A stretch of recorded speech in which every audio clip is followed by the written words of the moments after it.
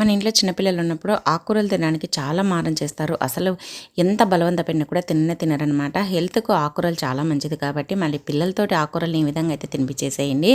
ఇష్టంగా తింటారు.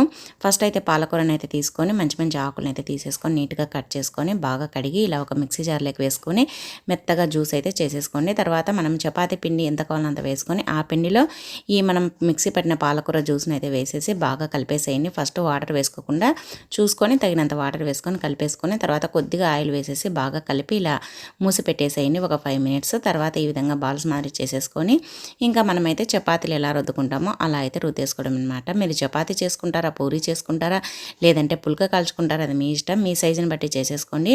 ఇలా చేసుకున్నామంటే మనం ఇలా చేసేసుకొని ఇంకా కాల్చుకోవాలన్నమాట. ఆయిల్ లేకుండా కాల్చుకోవచ్చు, ఆయిల్ వేసుకొని కూడా కాల్చుకోవచ్చు. మనకి పిల్లలకు ఆకుకూరలు తిన్నప్పుడు ఇలా పెట్టారంటే కావాల్సిన ప్రోటీన్స్, విటమిన్స్ అన్నీ అందుతాయి. తప్పకుండా ట్రై